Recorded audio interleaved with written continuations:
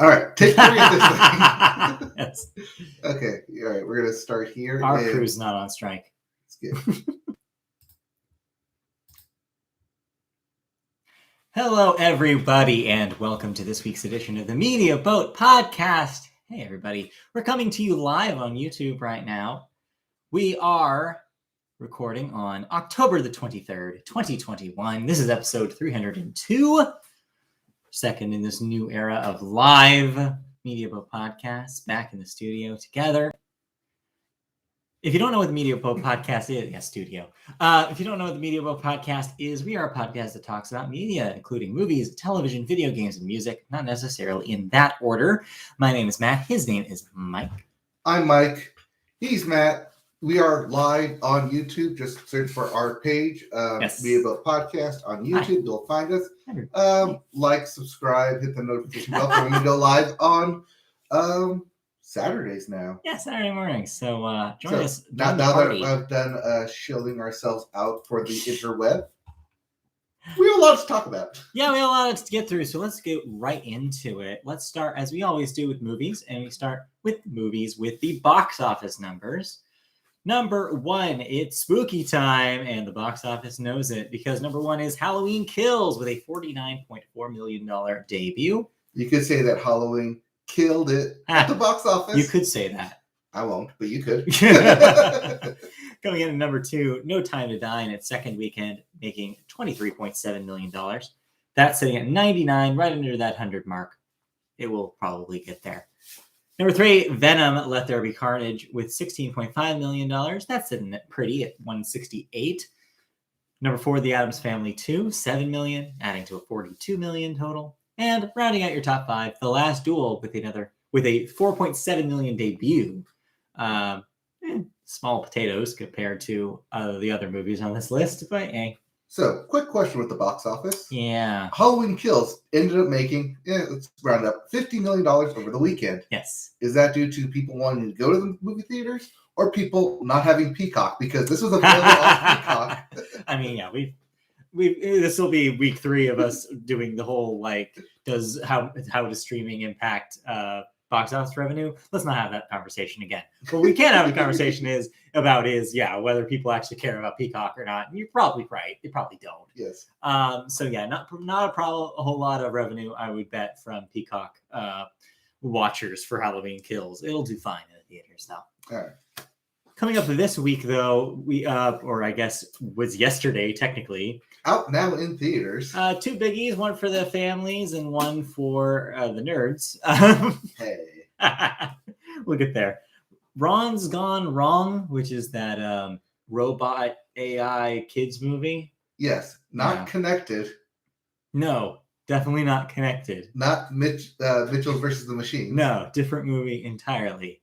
And then, of course, the big release this week, also available on HBO Max, is Dune. It's Dunk. Dunk on it. Yep. Dune is out finally. All those people who are excited for the Timothée Chalamet Dune it's available for both in theaters and at home for streaming. So go check it out. We're going to talk about that in a moment. Yep. But before we do that, it's time to talk about some news. First, we have a little bit of an update on the Yahtzee strike and what may be technically a deal. Maybe. Last episode, we were talking about the strike coming up on Monday. Yes. We were pretty much hedging our bets that it was going to happen. Well, sort of, kind of did and didn't. I don't know. This is such a weird story. So, a deal, I'm going to use quotes over this, yes, was made in the final hours of Sunday, which staved off a mass strike that was set to begin on Monday.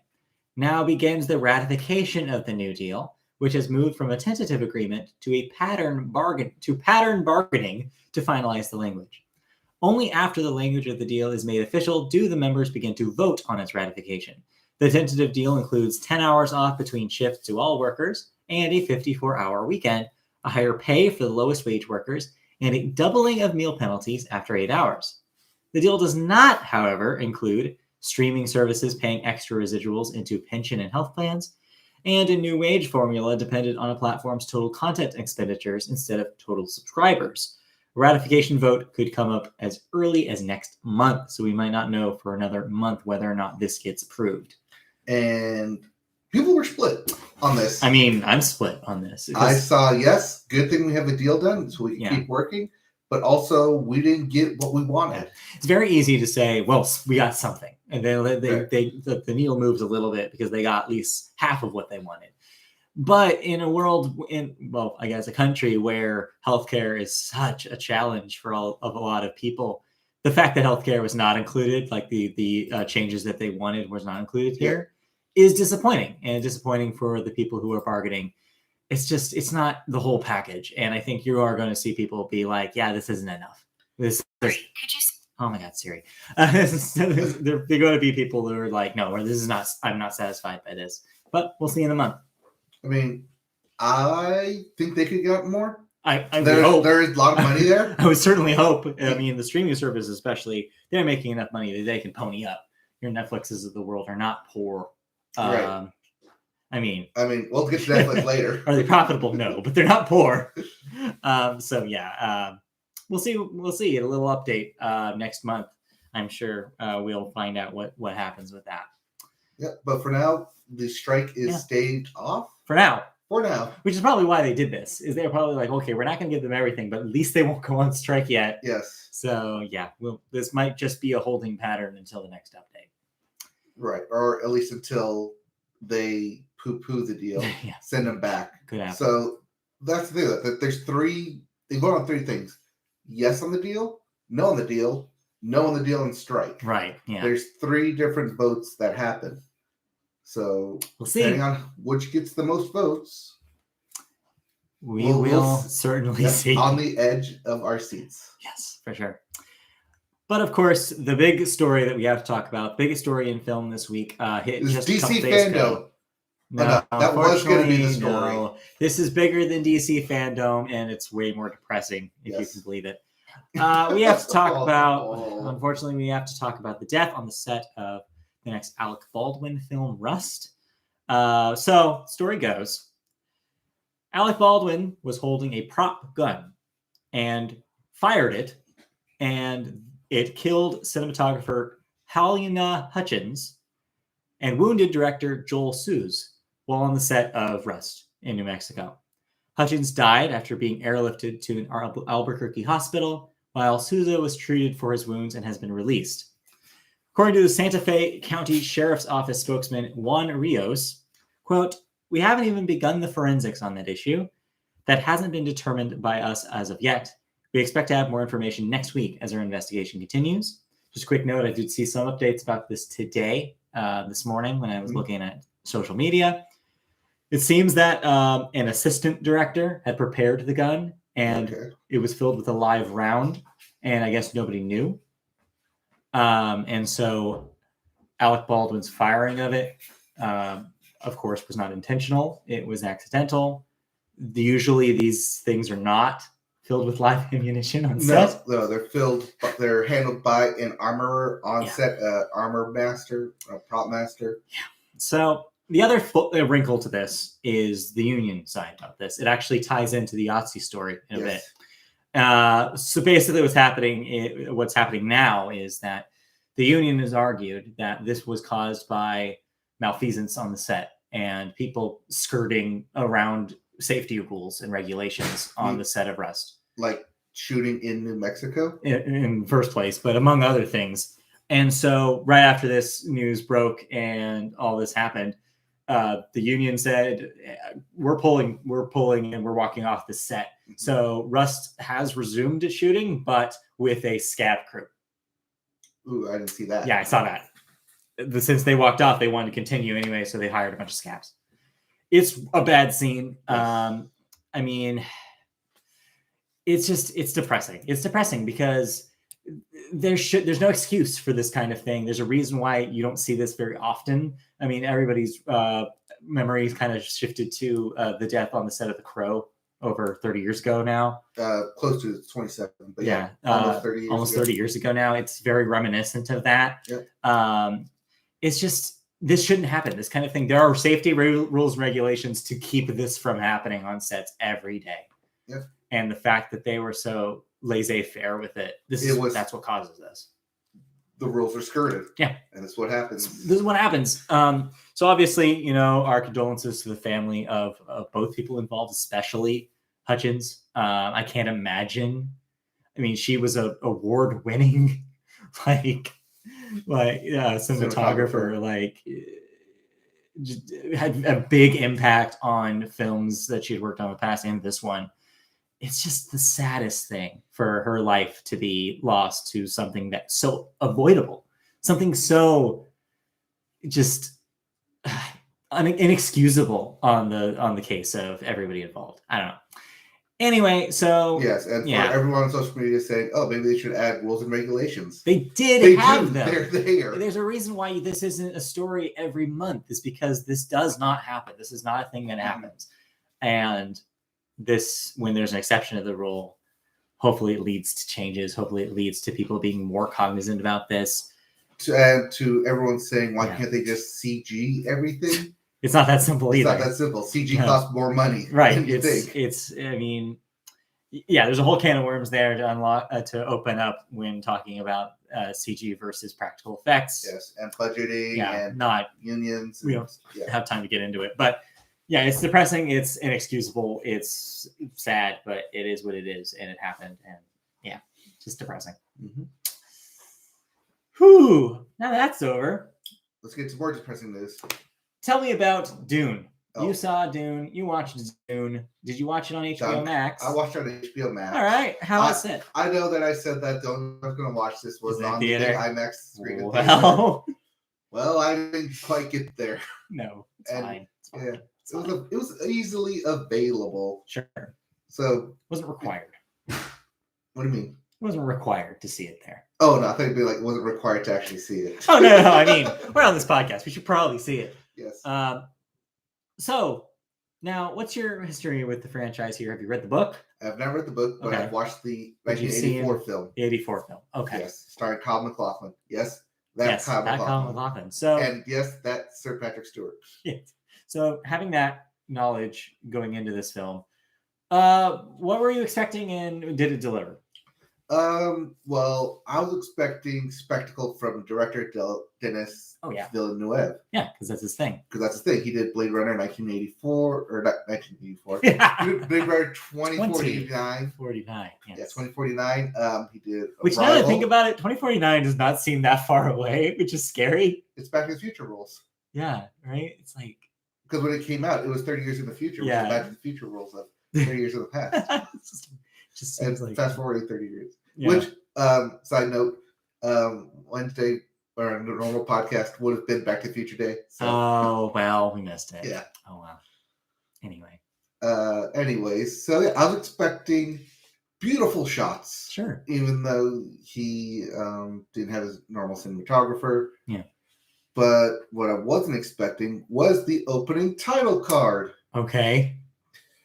Okay, now it's spoilers in the opening title card, so I'm not going to say it here. All right, good. I do tentatively plan to watch this. Yes. Probably sometime next week. But yeah, so my basis for this is just that film, the 1984 film. Mm-hmm. Sandworms and ASMR whispering. I was just telling a friend last night that there are three things, I think. Three things I know about Dune. Sand, worms, worms, spice. That's literally all I know about Dune. Spice is everywhere. Yeah, spice. Spice runners. Spice. Yes. So the world building in this is great. I think I poo-pooed Timothée Chalamet when he did Call Me By Your Name. Sure. Like, and everyone said he's the next best actor. I'm like, I saw that film in theaters. Is he? I didn't get it. I don't think so. He's all right. He's okay. He's fine. Inoffensive. And then you watch this film, it's like, oh yeah, shit, that kid can act. Okay, good. You did good. Yes. This is like in the hands of a good director like Denis. Yeah. He can act. Cool. That's great news. But here's the thing, though. Uh-oh. Denis can make anyone act good. So you think it's the director effect? It's definitely the director effect because Jason Momoa's in this and he's phenomenal in it. Okay. Zendaya, how's Zendaya? Zendaya is in it. Is she Michi? She is very niche-y. Like the philosopher? No, not that niche. No, not that niche. That's a niche, not niche. But yeah, Jason Momoa's in this, pulling off a great performance. Bautista's in this, pulling off a great performance. All right. How many big burly guys are in this movie? Well, I guess maybe Josh they had to Brolin's in this, pulling off a great performance. They had to balance out Timothy Chalamet with all these beefy guys. Yes. Anyway. And Oscar Isaac's in here also. Great performance. Like, besides the fact that Denis creates a visually stunning film, he's able to pull out all this great acting from these actors. Good. Which, I mean, these are all good actors, but to excel them from good to great acting is that of the director. That's and be able to pull that out. And it is on show here in Dune. Cool. So besides acting, sets, everything else, the one place it does fall short, I think, is in the actual story. But only because it is faithful to the books. Yeah. And because it's faithful to the books, if you've read the books, we are seeing, how should I put this lightly, without like spoiling everything? Yeah. Peter Jackson's take on the books. Okay. Where it's faithful, but maybe too faithful to a fault. But then again, because scenes are kind of stretched out and chewed upon, it doesn't feel like the 2.5 hour film that it is until you get to the end of the 2.5 hour film and you're like, wait, that's it? Yeah. But I wanted more. And that's good. You want that from a film. They want that they want to set up to make this a franchise. I'm sure they do. Yes. Unless your only frame of reference is the 1984 film in which they completed the full book in one movie. Encapsulated. In 2 hours. Yeah. Which even that film was done at like a breakneck speed and lots of montage and voiceovers. How much do you think, and this is just me assuming here, how much do you think this was a purposeful choice? Where they were like, if we're going to do an adaptation of a very popular science fiction series in 2021, an era where the internet picks apart everything and cares so much about the base material that to do anything less would be, I can't believe they ruined Dune. Do you think that was the point? They were like, well, the internet's going to tear us apart unless we're super, super faithful and exact. Do you think that's why they did it? No, I think they did it because of the technology. In 1984, technology, and especially green screen technology, very janky. Watch that fight scenes from 1984, and it's very blocky and super early, tech. It's of its time. But now we have full-on Marvel green screen fights, and the limits of film are literally only limited by the imagination. Yeah. So even though Denis does love his practical effects, green screen is still prevalent. Green screen and blue screen, put them all together. All screens. Is still prevalent in this film. And because they have the ability to character model, to design, to basically create the world of Dune, that's what they do here. Yeah. And oh, what a world. That being said, spoiler or not, yes, I think Warner Brothers wants to make Dune the franchise, which if they do, because if a sequel has not been greenlit, I just want to put that out there. Yeah, we're not breaking any news today. It's not breaking news that Dune 2 or 3 or 4 or whatever's coming. And if it does, and they bring Denis back, it would indeed be his first sequel of the film. Yeah. Also, this is technically his second franchise film. Yeah. I mean, if you want to count Blade Runner as the sequel. Yes, I do count that as a franchise now. Yeah. I mean, I guess that's him directing a sequel, but not him directing a series or franchise from beginning. It's not him jumping on this is the first time he's jumping on a project that is intended to be a franchise. Correct. which has not been the case for him before. You're right. Yeah. But that being said, he is one of my favorite directors. Yeah. I mean, yeah. Go look at Prisoners. Go look at Arrival. Right. Watch those two films without a huge amount of CG. Well, Arrival, maybe not. But go watch Prisoners, which is basically acting 101 for, I mean, I think should be taught acting 101 is Prisoners. Yeah. He pulls some great performances out of there. Cool. Even Hugh Jackman in Prisoners. Great performance out of him. Wow. All right. So, okay. He's easily one of my favorite directors up there. It's a good film. So, if you have zero context for Dune, are you going to be a little at sea here? Are you going to feel like you're a little drowning in jargon and shit that you don't understand? Because I'm going in clean. I don't know. Like I told you, told you the 3 things I know about Dune. That's it. Yes. So if I just jump in the deep end, am I going to be okay? Is it entertaining? Like you'll be okay. All right. It does a lot to basically assume you're coming from a Good. Zero flatline standpoint. Good. Okay. And your only frame of reference is popular media of Star Wars. I do have knowledge of Star Wars. And Game of Thrones. I do not have knowledge of Game of Thrones. Okay, but you have knowledge of like houses and treaties and stuff like that. Yes, I know what a house is and I know what a treaty is. Check. Okay, then you're good. Okay, that's good to know because like when I hear stuff about like, oh, it's so like very specific to and like faithful to this, I'm like, is this gonna go right over my head? But good to know. If the dialogue goes over your head, the visuals won't. It's stunning. That's good. How was it on a TV screen? At any point did you at any point were you thinking, man, I actually should have gone to the IMAX?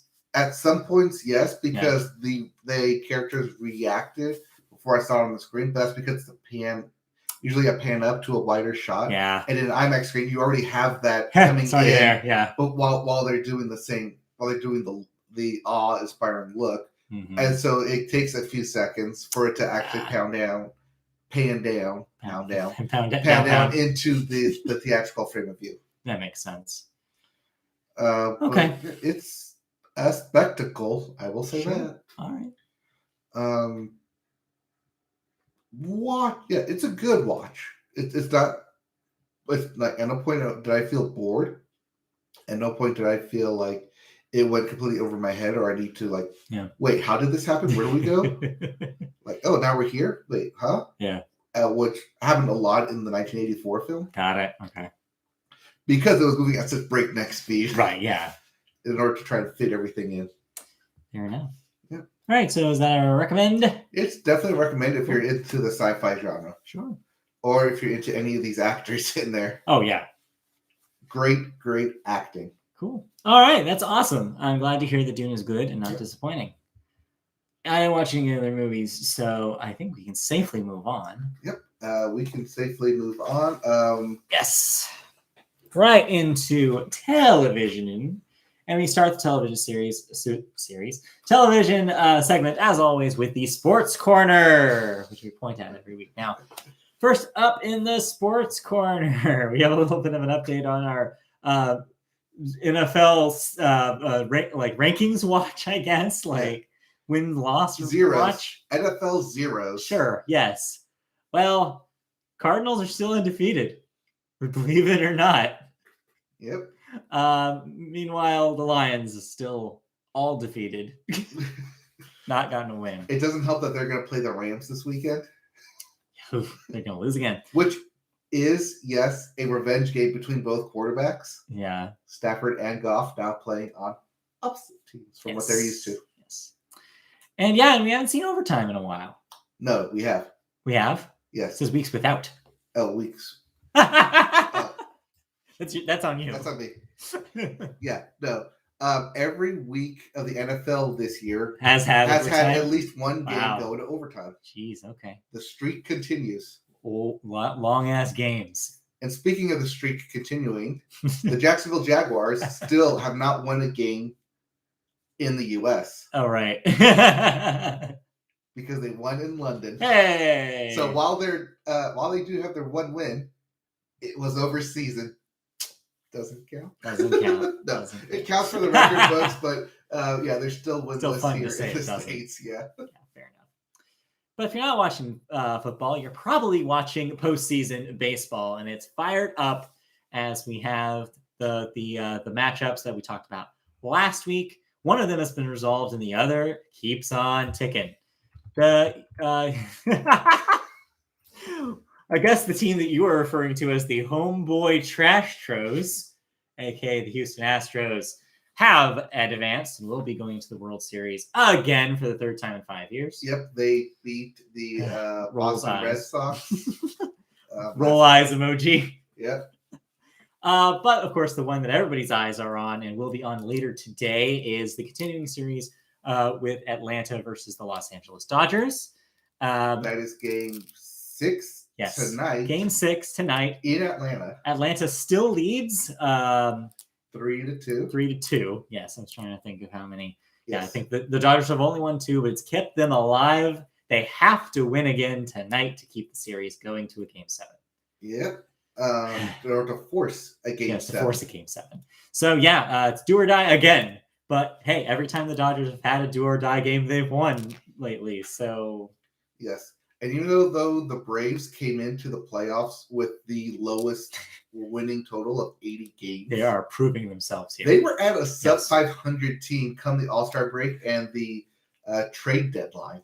But they just launched into first place. Freaking looks so good right now. The Dodgers really, there's a reason why they have an uphill battle here. It's because the Braves are playing so good. It's momentum. The Braves acquired 3 players at the end of the trade trade. And it mattered, turns out. The trade deadline. Yeah, and it's actually coming to play. All 3 players are currently batting a combined 404 home runs in the in the series. It's incredible. Speaking of home runs, it's just fun to note that in the last game, just home runs wall to wall for the Dodgers, especially at the end there. Yes, they have the bats. Yes, what's his name? Chris Taylor. Yes, yeah, Chris Taylor, 3 in 1 game, just incredible stuff. So I'm not saying they can't do it. We could see an upset tonight, but they're back in Atlanta. It's going to be harder. Yes. They're not going to have that home crowd support that they did when they were playing in LA. And they already dropped 2 in Atlanta. Yeah, so it's a game to watch tonight. So if you're watching this live or today when the podcast goes up on Saturday, tune into that game because it's going to be fun to watch. And by next week, we may or may not have a World Series winner. We may or may not. We may or may not, depending on if the Braves win and they sweep. Or if we go to a game 7. Right, because I believe game 5 of the World Series is scheduled for Halloween on Sunday. Oh, okay. So if we see a clean sweep through, I believe we will have a World Series winner. All right, well, we'll see, but we'll talk about that next week. Meanwhile, other sports are technically happening. I don't know. They're not on my radar, but they are happening. Little hockey bits for you. 8 teams so far remain undefeated, even though we just started last week. While the Canadiens, Coyotes, and Blackhawks are still searching for the first win. Yes. Single tier. Yeah. Meanwhile, in the WNBA, I skipped a couple stories here. Sorry. They're all hockey related. I'll wrap up hockey before I move on. Yes. Evander Kane. Tell me what you have saying he has card trouble? What's happening here? Oh, yeah. In probably I want to say hilarious, but to me it's hilarious. Story coming out of the NHL right now is Evander Kane getting into some card trouble. All right, you have to be more specific. With his vaccination card. Oh, boy. Here we go. As part of the NHLPA agreement signed last year, yes, every player has to be vaccinated. Yes. Because they travel to Canada. That's the only way you can get in and out. Mm-hmm. They're not doing North anymore. Right. A separate North division. So every player in the NFL in hockey has to submit a vaccination card. Yes. And they check those vaccination cards. Let me guess. Evander Kane's card looked a little suspicious. He is in trouble because he submitted a fake vaccine card. Come on. So he is suspended for 21 games. Now, what team is he on? The Sharks. So that's not 21 days. That's 21 games, a third of the season. That's a big punishment. Yep. It's interesting to see this contrast with what the NBA has been dealing with. Yes, Kyrie Irving. Jesus Christ. Among others, but most famously, yes. Yes. It's just these sports teams just have to. I mean, the NHL is doing it correctly, which is just like, everybody, you got to do it. Well, it was part of them signing the agreement last year. Yeah. For them to have a season. Well, that's just frustrating. Just get your shots, guys. Just get your shots. Yeah. Speaking of shots. Yeah, speaking of shots, back to the story I almost started there. Your WNBA champions. Last one. Speaking of shots. Not that kind of shot. The Seattle Kraken have yet to take a shot on their home ice. Yeah, they're going to play their first home game. So we'll see. Tonight. They're playing their first home game. So if you're not watching baseball, what's wrong with you? You can watch the Kraken game. Yeah, the Kraken opened their season with a 5-game road trip. All right. To just now start playing in their new home stadium. Well, good luck to them, I suppose. Yeah, good luck. Yeah. Now, finally, I'll just say it really quickly here. The Chicago Sky are your WNBA champions, as we figured they would. Yep, they were up last week when we said so. Yes. So, congratulations, Chicago Sky. Yes, congratulations. Moving on to racing, NASCAR racing. Kyle Larson has clinched a spot in the Final Four for the NASCAR playoffs with 2 weeks left before the big championship race. Yep, the championship race is in Phoenix. And you are going. We'll be live from the scene. No, yes. We don't do live stuff besides this podcast. But if we did, you do like a little like, hey, look, I'm here. Yeah. We're going to figure out how we're going to do that. We'll talk about it. We'll talk about that. Yeah, so that's exciting. Yep. Kyle Larson also has won a race in each of the 4 stages of the playoffs. He's the only one to do so far. Basically, when you run the race, you guarantee your spot in the next tier. So yeah, he's clinched it for the Final Four. Cool. Cool. 2 weeks left before the racing. So have this week, Halloween week, and then the first week in November is championship race in Phoenix. Nice. Well, very cool. Well, maybe not, because this is Kyle Larson we're talking about after all. Sure. Speed racist. Yeah, that's right. Yep. This guy. I can't keep track of all these NASCAR people. I try to. That's why you give them nicknames, so you can't keep track. I guess so, yes. Give them some Andy. And last but not least, especially not least, in the sports news this week. And what comes in a shocker to nobody. I know, right? Our hometown hero, Shohei Ohtani, has been named the Major League Baseball Player of the Year by Baseball America. So, do note that this is not the MLB itself. Right, no. Those votes have been submitted already as they were due before the playoffs started. Mm-hmm. But they won't be revealed until November after the World Series. After the World Series is over, we'll know about MVPs. So keep tabs on that. But hey seeing if this is any indication, more hardware to come for Shohei Ohtani. I am sure. I am confident that he will continue being recognized for the just tremendous season he had. And hey, here's to a great 2022. I got the email for the 10-20 game ticket packs, and I'm going to look at prices because I might do it. Unless it's a Pyros and Promos, I don't think it's worth it. You're a Pyros and Promos. Oh, that was the best deal ever. That sounds like a good deal, but I don't think they're offering it again. So it was always a weekend games, and it was always either fireworks or a promotion. I'll have to look at what they have right now. And since I'm staying in Orange for another year, I might as well do it. It's kind of street. It's kind of hard for me to argue not to do it, especially if I'm still not going to an office and I don't commute. So I'm like, I'm just here. I can just go after work. Like it is down the street. It is down the street. You do have the jersey. I do have a jersey. Yeah, so I'm thinking about it. I'll have to look through the prices. I can't afford season tickets. God forbid. Oh no, that's too much. That's too much baseball. It's too much commitment. Yeah. But I'm thinking about the 10 games. Yeah. Anyways, because I'm like, I could go to 10 games. Over the course of the season, I could go 10 games. Yeah. So I might do that. Let's move on, though, out of sports, unless you have any other sports trickling out. The new season of WWE started last night. So no. Let's move on. And let's move on to television news proper. And yes, the big story this week was a little bit of a follow-up to a story we talked about. Did we talk about this last week? We did not talk about it. No, this all happened within a week? This all happened within a week. All right, so here's the brief context. Well, no, so it happened last Thursday. Yeah. No, was it last Thursday? I don't know. All right, so Dave Chappelle's special came out last Tuesday on the 12th. Yes. So and we didn't talk about the special. We didn't talk about the special because we didn't watch it. And that's probably for a good reason. We didn't care about what Dave Chappelle has to say. Well, turns out that what he has to say is some pretty messed up shit. And it caused a lot of uproar on the internet, including some people critical of it from within Netflix itself. So when I saw this online, it's like, oh, Dave Chappelle said something controversial? What else is new? Well, yes. It has been established that he is a man who says controversial things. It's kind of his brand. It's always kind of been part of his act. Mm-hmm. But he may have crossed a line. He has definitely, I would say, crossed a line for a lot of people here, especially in the trans community. So here's the story. Hundreds of Netflix employees walked out of the company on Wednesday to protest Dave Chappelle's stand-up special, The Closer, which features comments and jokes made by Chappelle, which they claim are transphobic and homophobic. The event grew tense as protesters clashed with a crowd of the comedian's fan and counter-protests, with signs ripped out of their hands.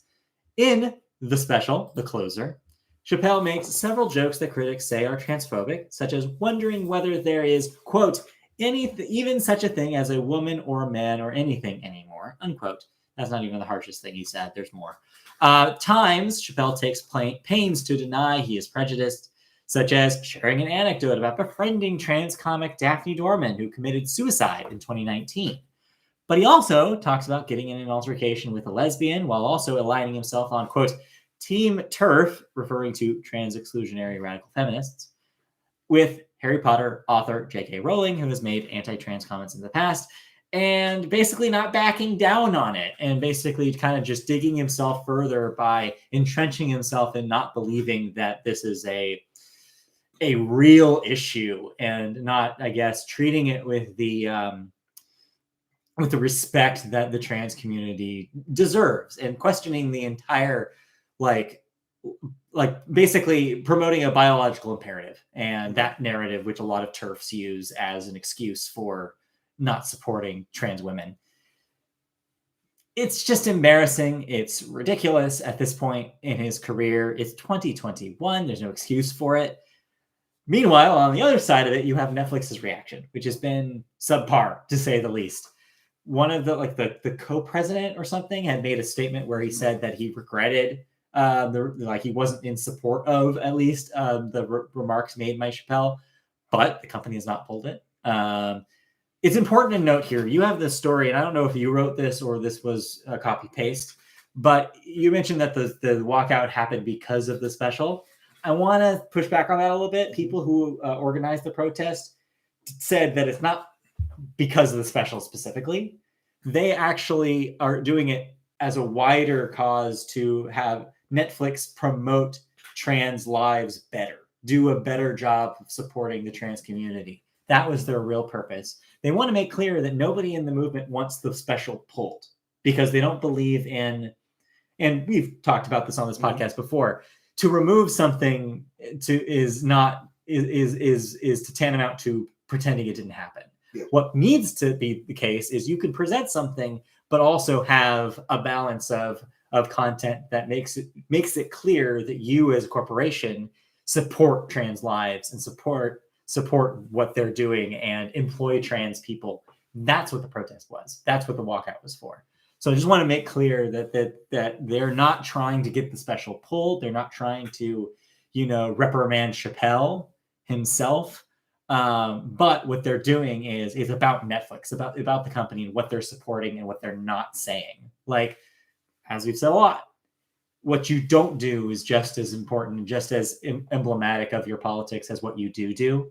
And here Netflix is proving that they'd rather make wishy-washy comments and not make the changes necessary to make trans lives important in their company.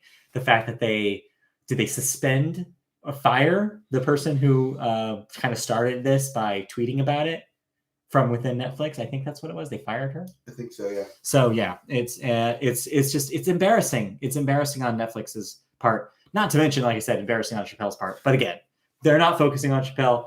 I'm saying that I'm embarrassed for him, but they're not saying that. They're saying that the real thing here is Netflix. They need to do a better job. So yeah, I supported the walkout. I did not watch Netflix on Wednesday.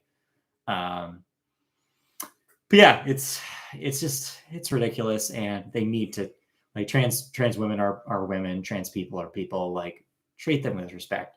That's the end, and that's really the end of it.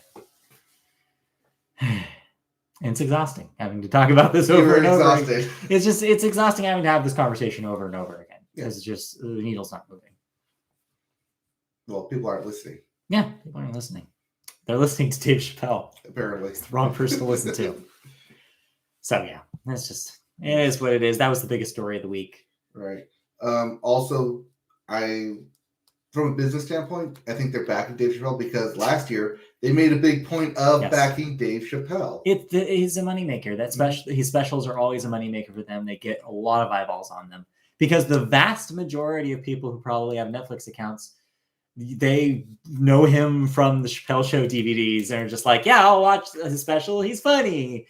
And I'm hoping that this is a little bit of a sea change with him. I hope that the comments he's making here, I hope more and more people realize this is not okay. This is a line that he's tightrope walked before, and now he's crossed it. Mm-hmm. Well, let's stop talking about him, and let's talk about something a little bit more fun. Well, I guess unless you're an avid cable watcher of Power Rangers. Hey, I may be old, but yeah. So, fun fact: now that our friends are starting having kids get to start talk back. Yeah. When you tell them that you're older than Power Rangers, they think that you're like ancient now. Oh yeah. I bet. For the past, was it 27, 28 years now? It's getting there. Like, Power Rangers has been on TV. Yes, it has. It's been a staple of our childhood. Oh yeah. My childhood. And I was just telling someone the other day that I had a Power Rangers a sheet set on my bed for a while. I had the White Ranger glove with the buttons and the fingers that would make different sounds. Yeah. I'm talking to people about what they're dressing up for Halloween. And they're like, oh, I'm not going to dress up. It's like, oh, so you're going as a Demorphs Power Ranger. All right. Well, that was for no one. That was all for me. Speaking of all for you, here's the news about Power Rangers as we know it now. And the story I've been tracking since last year. So yeah, what you set this up in a how it started and how it's going meme. So we'll start with the how it started. So you had heard this news trickling out months and months and months ago, almost half a year ago. Almost a year ago. So Hasbro will repeat. This is what you wrote at the time. Will reportedly not be continuing their partnership with Toei, which means that including the use of footage from the Super Sentai series from Japan for the Power Rangers television series would end. In case you don't know, if you didn't grow up with Power Rangers or you don't have a lot of knowledge about it or Sentai, essentially Power Rangers is a hybrid. It's a collection of footage from a Japanese show combined with footage that they shot here of the American actors. They can get away with this because the Power Rangers have masks on. So you don't know that it's not the same people you saw in the juice bar just a scene ago. Right. And they do all the voiceovers and everything. They redub it. So that's always been the basis of what Power Rangers is. But with this announcement, it means that Super Sentai might be part of the Power Rangers formula, which means 2021's Power Rangers Dino Fury will be the last season of the long-running franchise with their current contract with Nickelodeon.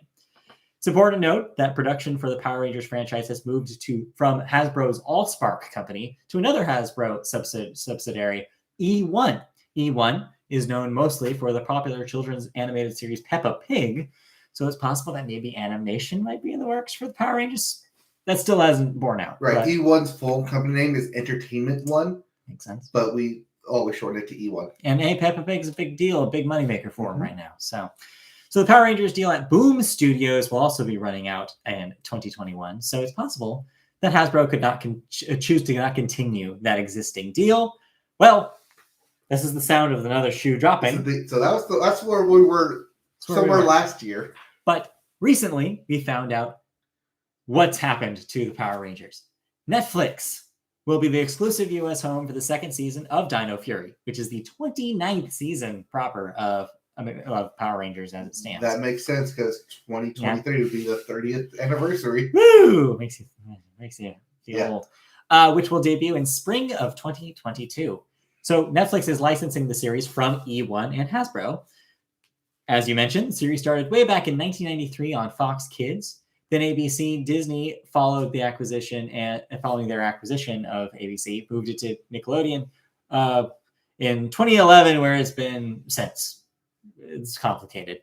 Power Rangers joins the other popular licensed children's series that have moved to Netflix, including Pokemon, Coco Melon, My Little Pony, Boss Baby, Sonic Prime, and Transformers, which will all have spin-offs and expansions exclusively on Netflix. So Netflix rolling deep with Hasbro. Yes. Note that this is currently only for one season. Right. It's basically doing the Pokemon thing where it's try it out. It's going to be on Netflix. Yeah.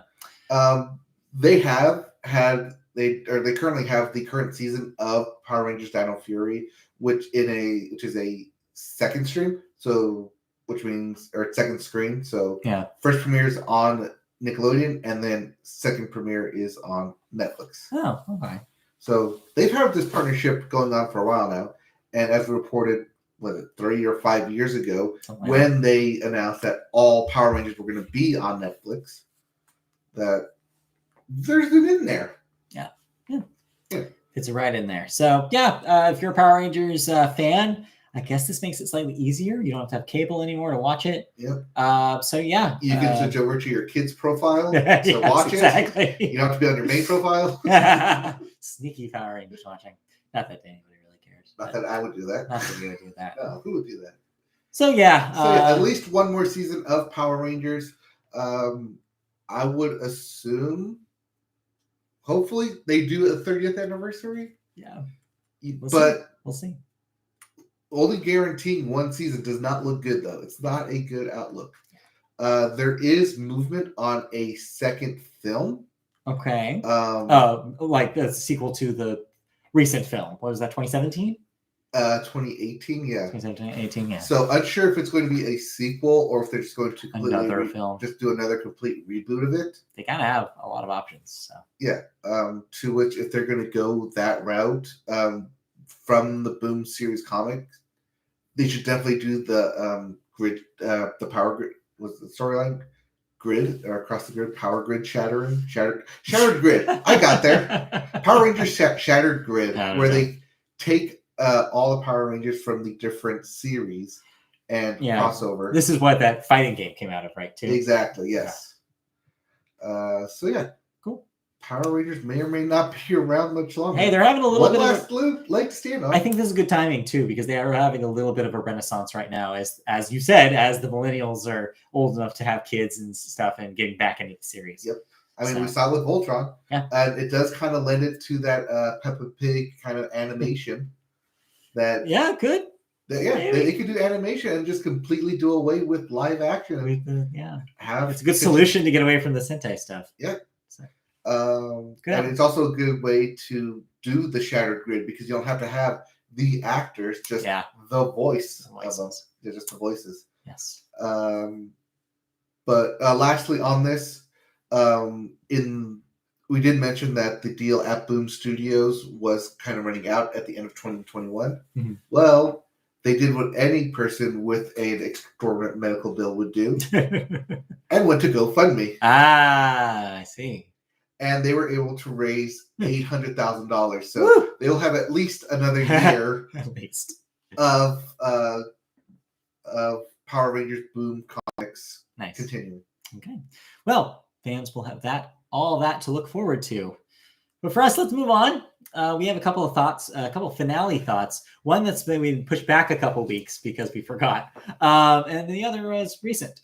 So we're going to probably spend more time on the first one. So do you want to wrap up Only Murders in the Building? Only Murders in the Building. Yeah, we're going to wrap up Only Murders in the Building. Yes. Christy also finished this and told me her feelings about how it landed as well. Oh, okay. So, hopefully it landed on the same way, which was, Yeah. That's kind of her reaction too. So it's a little bit of a cliffy as she calls it, cliffhanger. Except it's not a cliffhanger; it's a callback to the first episode. Ah, I see. Okay. Because when the series opens, it opens on that scene, and then it flashes back to was it like a week or a month before, which leads up to it. Right. So the whole series is a flashback. So yeah, I'll put it this way: something has happened, but you don't know who it has happened to. Right. But the thing is that by the time you get caught up to where the present day in the series is, you still are left with more questions than answers. Yeah. I think it was a good setting of keeping it only in the building. I think Steve Martin can still pull it off in terms of acting because he's Steve freaking Martin. Selena Gomez, surprise. Yeah. Look at this. I liked her. Yeah. Seems like it. Yeah. I thought it was a good cast, good crew. They kind of the three meshed well together. Yeah. With Martin Short. So they were funny together. It was a funny mystery. And it did the thing where you found out more information in the last 5 minutes. Makes you want to watch the next episode. Keeping it under the guise of a podcast is kind of a fun new way to keep it interesting because murder podcasts are all the rage. It's a good idea. Yeah, which is why we're going to switch this podcast. Format change announcement. We're going to do... Yes, the Murder Boat podcast. Yeah, murder Boat. It's just about murders that occurred on boats. That's all we report on. Maritime Murders. Maritime Murders. That's actually a really good name. I bet that exists. I bet if we Googled Boat Murder Podcast, probably find one. Anyways, we're not doing that. No. I enjoyed it, but only up to the extent that by the time you got to the finale, you'd already put all the pieces together. Yeah. And so the actual final episode was more of an action-packed instead of like the slow reveal of how everything fit together. Yeah, they got all that done so that way they could have something ramp. Right, the big bang, the race to the climax. That's smart. The bang, that's a smart. The big bang ending for sure. Yeah, makes sense. Cool. I did think that they did announce a season 2 for this, so looking forward to that. Cool. All right. Well, we'll check back in. Also, I enjoyed that there was only half-hour episodes. Yeah, that's full good. hours. Really bingeable. Which is good. And I will call out one specific episode that is a very Steve Martin thing to do. Oh. Which is, it takes place from the perspective of someone who is deaf in the show. Okay. So the whole episode was a silent film. Christine told me about this. And it's a very Steve Martin super flex of, I'm a good writer and performer. We can get away with this. Yeah, we can pull it off. Yeah. That's cool. Seems like a cool show. I might have, if I have time, I'll check that out as well. My growing list of television backlog for the year. Yeah. So we'll get to it. But that's good. I'm glad that it ended pretty well. And then more up than down, but I had the fun ride with it. Sure. Yeah. It's the kind of show that it is. It needs that kind of up and down for sure. But of course, we need to talk about the big show in the room. Your reigning Emmy winner for Best Comedy at the Emmys, Ted Lasso, because it wrapped up its second season. Yeah, you have to say Media Vote favorite Ted Lasso. Also Media Vote favorite Ted Lasso. Wrapped up its second season 2 or 3 weeks ago, but we have not talked about it yet. But now we're both caught up. If you do not want to hear Ted Lasso spoilers, please fast forward this podcast. Let's say 7 minutes. Yeah, I was gonna say 8, but yeah, let's say 7-8 minutes from here, and we'll probably be done.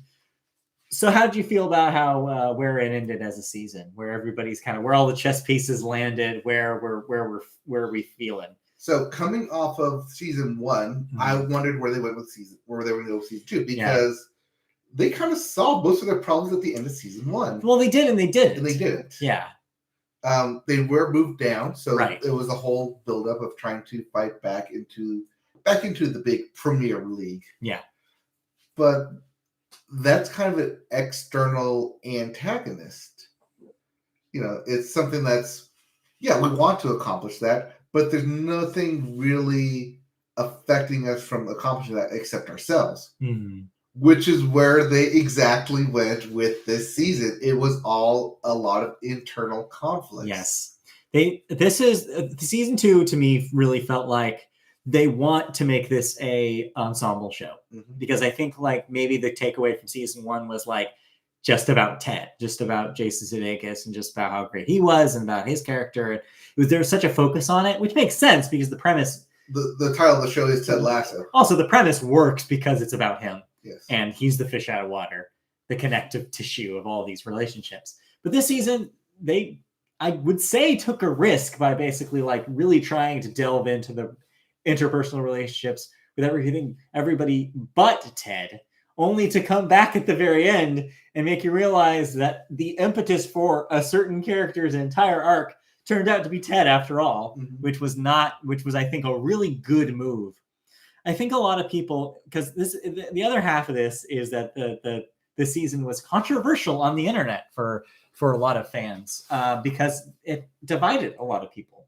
A lot of people that liked season 1 didn't think that there was enough conflict this time. They thought that because of how internalized a lot of the drama was, that it didn't feel like a big, there was a big setup to what was going to make the big explosion at the end. But I think they pulled it off at the end. Oh, it definitely worked. I think it works because it wasn't. They did the big explosion, but it was a way you did not anticipate, and they planted seeds all the way throughout to make you think. So yeah, let's just say it. The Nate heel turn, yes, was, I think, pretty well done. You could see it coming the entire season. I didn't expect it, and then when it came and the explosion came, it made total sense. I'm like, yes, I saw this slide. Yes. I witnessed it. It makes sense. Because, the whole time I was thinking, like, okay, they're setting him up in a really villainous way. Yes. Like, he's making the bad decisions almost every single time he has to make a decision. So there's got to be something. The thing I didn't see coming was him blowing up at Ted and blaming it all on Ted. But that felt really real to me, because that is it's the nice guy thing, right? It's the nice guy thing to be like, I'm not at fault. Yeah, I'm going to blame somebody else for my issues because they told me I was this person, but I don't feel like I didn't become the person I thought I was going to. And to have him defect to the rival team was such a great moment into the season. I was just like, that's awesome. It made me excited for season 3. Yes. And to have them back up in the Premier League. Of course, those who follow television news were spoiled by that a little bit by a news story that came out the week prior about the Premier League making a licensing deal with the series. But even if you didn't know that, it still seemed pretty like, yeah, of course they're going to get back to the Premier League. The one complaint I have, they did a pretty good job of setting up Ted's arc in this season as finally basically admitting that he needs help, that he needs help with his mental health. Having the story come out about his panic attack to the press, having his relationship develop with the team therapist. But I feel like they fainted a little bit at the end there. They had the therapist exit the show, more or less. I don't think that she'll return. And they still had his internal struggle kind of left on the table for season 3. Interesting move, because I thought for sure that they were going to resolve it in the finale, but they didn't. Instead, they chose to almost compound on top of it with the Nate stuff. So now he has an even bigger symbol of the struggle, the internal struggle he's having, in the form of Nate. Yep. So his internal struggle has literally become physical with the actual person who symbolizes it. And it's going to make for a really interesting season 3, which, according to the creators, is the last season of this show. Yep. So this is it. So the next thing, they have to wrap it up, and it's going to be a huge thing. Next season is going to be about his kind of wrestling with his identity, his relationship to the team, his relationship with his family, and his antagonistic now villain setup with Nate and the other team. It's going to be really, really interesting. They've really set the pieces for the next season. And it is more than just, as you mentioned, more than just Ted Lasso. It is an ensemble show, and I think this season let everyone else on the team a chance to shine. Yeah, the will they, won't they thing with Keely and what's his face? Roy. Like, that's really the fact that they also left that a little unresolved and kind of in the air was interesting. I did enjoy Roy Kent's relationship with his niece. Yeah, that's probably one of the highlights of the season. It's been fun. Another thing they kind of left hanging was the whole Coach Beard thing. Yeah. They were like implied that he's still somehow with that girl. Just the toxic relationship continues. Yes. And it's just, they didn't really do much with that beyond that episode they gave to him. Mm-hmm. And so, it's interesting what they chose to resolve and what they didn't choose to resolve, which is the sign of a really good finale. It's like, we know we have more stories to tell in this universe. We're going to wrap up some of these arcs, but we're going to make you wonder about what's going to happen to these characters. And you're right. It's become an ensemble show, and all these different storylines matter more than they've ever mattered before. Yes. I did think that one episode, the one haircut yes. line definitely paid off. So good. Lots of good episodes, lots of good little jokes throughout, and lots of good weaving of storylines. And even the episodes that felt like fillery when they originally aired, which I'm not, of course, saying that they were. I don't believe that they were filler. Filler is a stupid term. Mm-hmm. But even those episodes ended up feeling like they mattered in some way by the end of it. So it was a well-done season. I get why people struggled with it, especially in the middle of it. But ultimately, it landed really well for me. And by the end of it, it made sense why they did it the way they did. Yep. Ted Lasso is a show that's never going to give you up. Yeah. Yes, that's great. That was a great moment. Okay, that's it for spoiler talk. So we'll talk about Ted Lasso probably more at the end of the year. Oh, I'm sure we will. I will return. But for now, let's move on into cancellations and renewals as we wrap up the television section. Right. What am I no longer watching? Well, you're still watching HBO Max's Doom Patrol as they've renewed that for a 4th season. They've also renewed Titans for a 4th season. So the DC stuff keeps on rolling. Quick update. I did take a look at Titans. Okay. I got through 3 episodes, and I kind of enjoyed what they were doing. All right. I just hate that it's an hour long. Yeah. 0 commercial breaks. Too long. I think it's too long, but I like what they did with that show. Fair enough. HBO Max is also bringing back Pennyworth for a 3rd season. Meanwhile, on FX, why The Last Man? Why? Because they said so. Because it's over. Canceled after 1 season. This is also based off the comic book, so this is also a collaboration of FX on Hulu. So who knows if Hulu will pick this up straight. Did not work.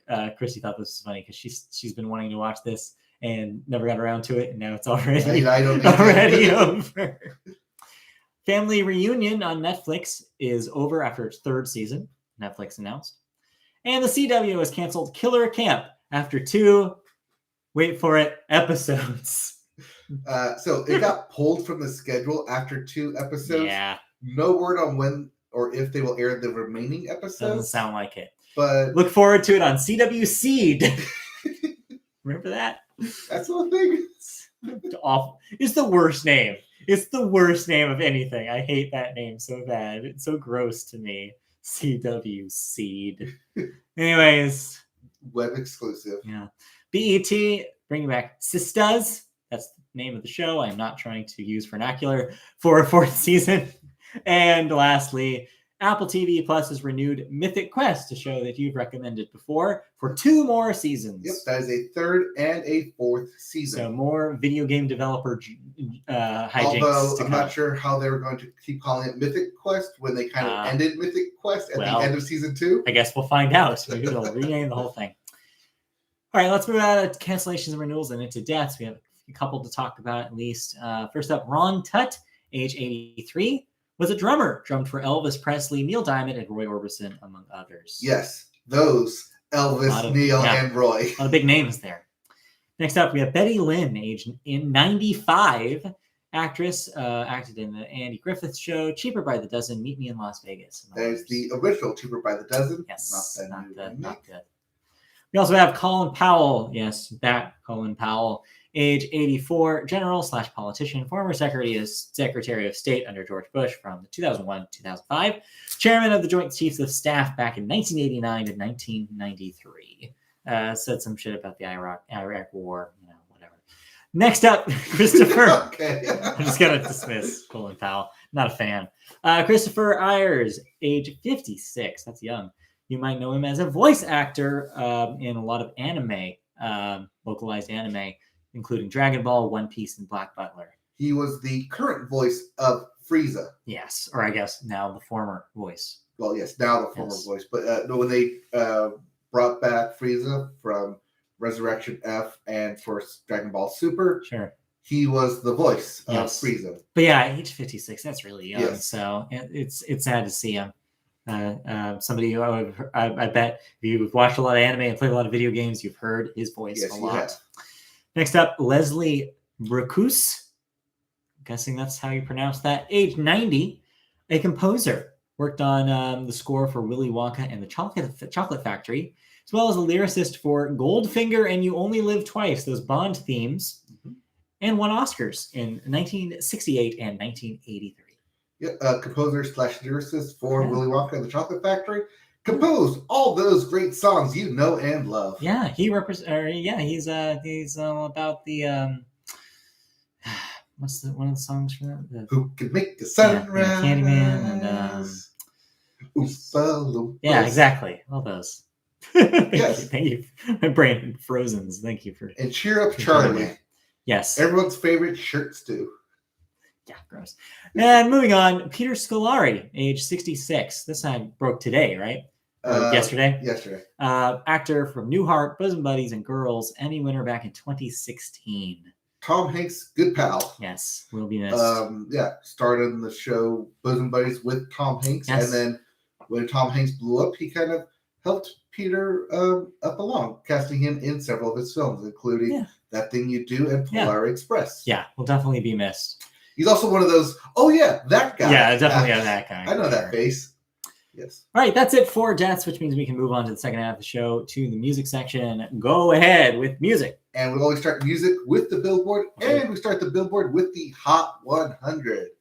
And the hottest thing is Baby Industry, Baby by Lil Nas X and Jack Harlow. Market, another #1 hit single for Lil Nas X. This will be third off the album. Second off the album, third overall. Third overall. I believe it was Old Town Road, and then this Montero is #1, and then now this. So congratulations, Lil Nas X keeps churning out the hits. Yep, no longer that one hit wonder. No, God no. No. At #2, Stay by the Kid Laroi and Justin Bieber. At 3, Applebee's by Walker Hayes. Applebee's song. At 4, Bad Habits by Ed Sheeran. And rounding out your top 5, Way Too Sexy by Drake, featuring Future and Young Thug. Yeah, so same old, except for Industry Baby moving up. Yep, moving up to the #1 slot. As for your album chart, your Billboard 200, Certified Lover Boy by Drake, your #1 album. Back at #1 after that brief Fearless Taylor's version rise. Album sales. Taylor version now is dropped all the way back down. So. Yes. At #2, Life of a Don by Don Trolivier. Tolliver? Yeah, when I saw this, I thought it was a typo because I'm like, did somebody put a T in front of the name Oliver? Yeah, I thought it was like Olivier. But no, I guess he's Tolliver. I don't know. Okay. At 3, Sincerely, Kentrell by Youngboy, Never Broke Again. At 4, Expensive Pain by Meek Mill. And rounding up your top 5, Sour by Olivia Rodrigo. Back in the top 5. So, yeah. If you didn't like any of those albums, we have new releases, albums you can listen to right now. Yeah, they came out yesterday. Yep. Including Sympathy for Life by Parquet Courts. Yeah. I listened to this yesterday, just real brief take on it. They started out kind of as a post-punk kind of band. This one sounds like Talking Heads. So if you like the Talking Heads, specifically their first few albums, check out this Parquet Courts record. It's interesting. Okay. We also have My Morning Jacket by My Morning Jacket. Self-titled album, not their debut. I don't know why. Funhouse by Hand Habits. The Lockdown Sessions by Elton John. That is a collaboration record with a bunch of other big artists. So, yeah. Yep. Because he's Elton John and he can do that. He can rope everybody in. Shade by Grouper. Actually You can. By Deerhoof. Oh, good. Thank you, Deerhoof. Blue Banisters by Lana Del Rey. Actually came out this week. Yeah, actually came out. We'll talk about it later. We will. Chanson's Dooney Tip Top. That was terrible French. Dooney. I don't speak French. Donui. Dooney. Donui. Dooney. Denui. It was Dewey. You know, like the word ennui. No. All right, moving on. By Jarvis Cocker. Yes. That Jarvis Cocker. Yes. Future Past by Duran Duran. Yes, that Duran Duran. It's not them. It could be them. It is them. Guided by Voices. And lastly, with the existential dread that we all face, Existence is Futile by Cradle of Filth. Sorry. Cradle of Filth, the band name, is just, it's funny to me. I don't know why. It's so messed up. Oh, it's so messed up. All right. Let's get into some music news then, shall we?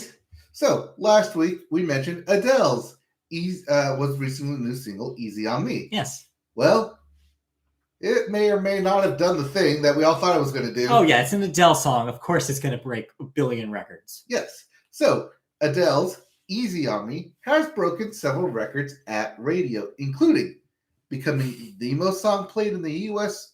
radio history during a song's first week on the air. That's a wild record to beat. It's also the most added song in the history of Mediabase. No relation.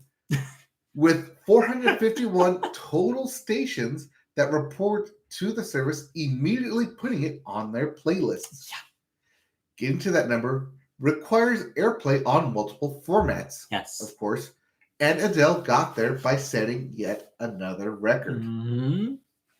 Easy on Me became the first song to be the most added at 5 different formats in a single week, including Top 40, Adult Contemporary, Hot Adult Contemporary, Ooh. the Adult Album Alternative, AAA, and R&B. Yeah, because why not? So just basically, like 80% of the stations you have on your dial were playing Easy on Me last week. It's basically the answer to this. Yes. It's just only Adele could do this these days. So the question then, why didn't we see this on Billboard? Because I think we're still a week out from that. We are still a week out. So, yes, because of the way because we moved the show a few days, we don't have the stats for Easy on Me yet. We will next week's show.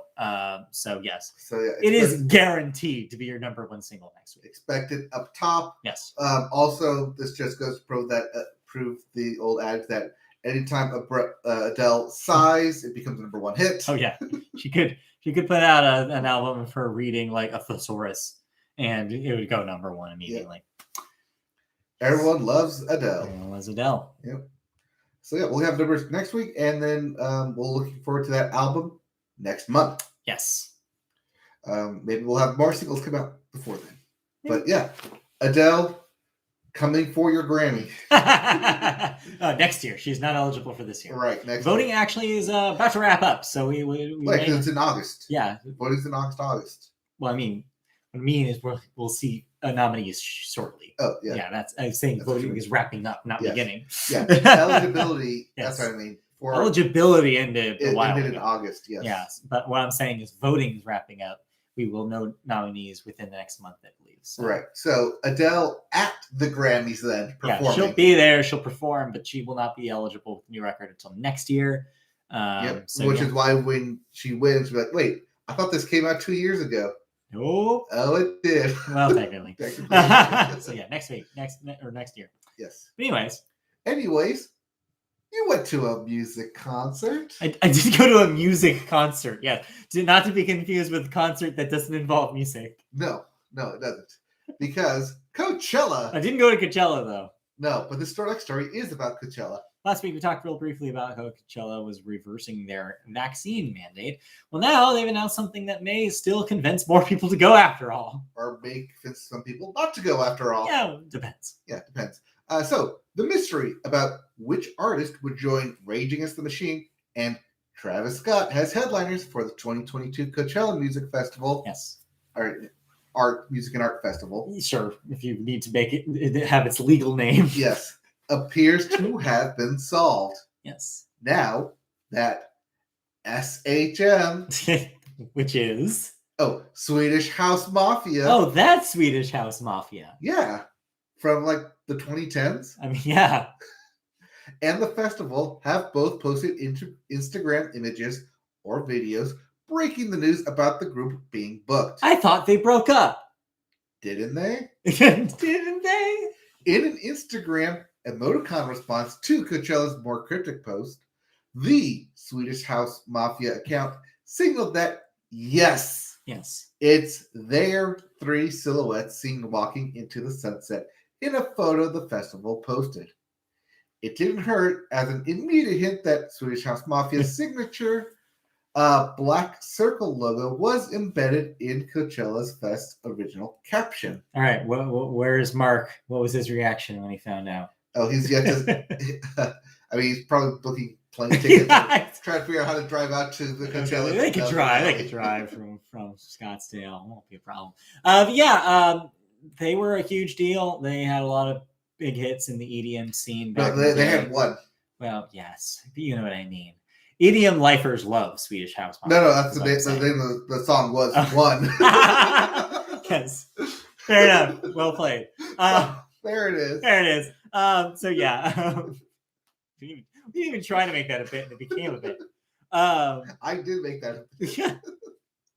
So yeah, if you were a fan and were sad about them going away for a little bit, this is exciting news, and hopefully it means that maybe they'll tour off of this as well. Which I mean, they have to at this point, right? Yep. So yeah, so if you love the Swedish House Mafia, they're back. This also does mean, as we come towards the end of October, expect a full lineup to be announced shortly. That's usually a December thing, if I remember correctly. Yep. Okay. So yeah, big festivals being big again, getting big names. Yep. 2022. It's happening. The COVID Revenge Tour. Yes, read that as whichever way you want. Yes. Anyway. All right. Anyways, let's get into some albums that we listened to. I'll go first because I dropped this hint last week, and it wasn't confirmed until this morning that yes, it did indeed drop last week, and I wasn't crazy. Okay. Zac Brown Band. Yeah, that's Zac Brown Band. That Zac Brown Band released an album last week. They love their fried chicken. Yes, they love their chicken fried. The chicken, fried. Yes, that band did release a new album called The Comeback. Hey, is that their comeback? Which is weird because they never went away. But it is, in a sense, a comeback. Okay. In that it's a comeback to home. Oh. In every 3 albums, they put out a good country album. Sure. And checking the clock and checking the discography. It's time. This is that 3rd album. Yeah, and what you mean is that they had their pop dalliances that they experiment with for a couple records until they're like, okay, let's make the Roots the record that everybody wants us to make. Yep. Yeah, because I made the joke the last time I mentioned Zac Brown that Zac stands for the Gen Z's acoustic and country. Well, this is straight up country. Okay. And so it says come back to the roots of Zac Brown Band. If you want to call that the good Zac Brown Band sound. Depends on how you because I liked that last album. Sure. But Doctor loves this album. Okay. And kind of excited to see them go on tour with this album. If they're going to do a full-on country concert, we may track them down and go. Yeah. Grab some people who also like them and like, hey, concert. Fun time. It's the country one. Yeah. Let's go. Not the new sound that they're doing. So yeah, if you like old school Zac Brown country band, that's what this album is. Cool. It's a way to get their fans come back to them. That's good. So that's 2 weeks in a row of you recommending a country album. This is a country album. It's cool. I'm glad the genre is heating up. Yep. In the perfect time to listen to country music, which is the fall. Yes. I personally think. I know some people would probably argue. It is flannel weather. Yeah, some people would probably argue that maybe the summertime, summer party festival season is also a good country season. But I feel like fall is a good country season for me. You get the plaid. Yeah, plaid and boots. You get the plaid boots. Plaid boots and pants. Yep.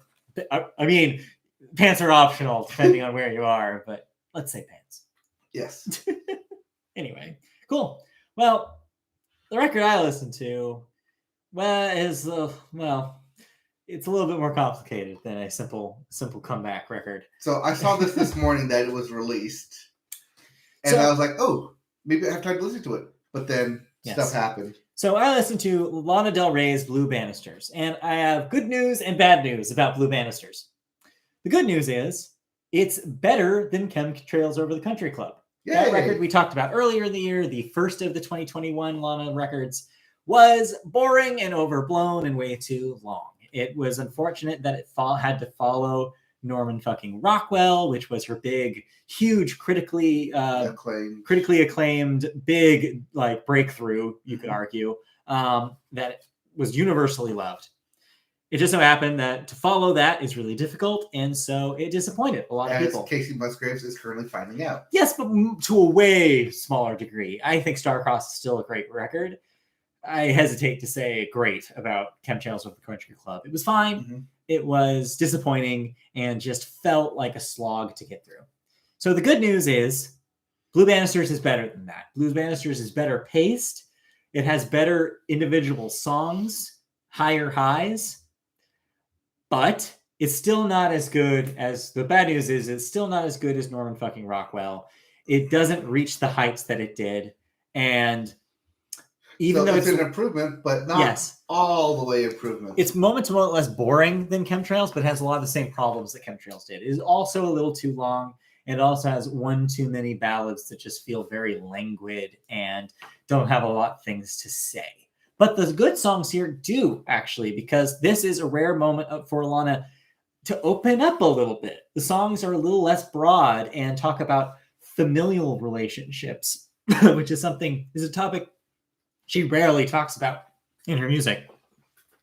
So if you want a little bit of a different dimension to the Lana mythos, this does offer that.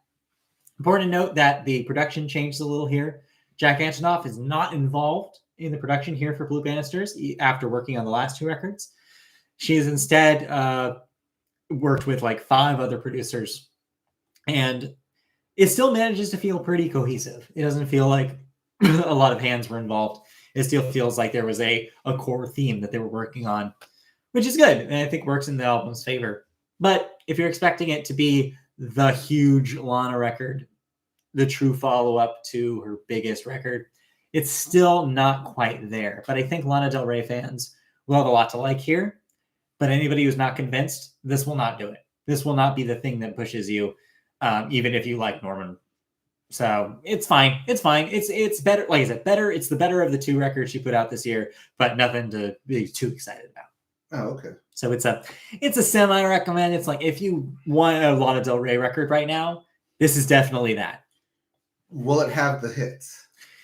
I mean, that's a hard question for Lana because she does not make hits anymore. Right. The Sublime cover off of Norman fucking Rockwell was a fluke. The fact that it was a huge hit on rock radio is still hilarious to me. There's nothing like that on this record. Okay. So don't expect it to appear on the radio anytime soon.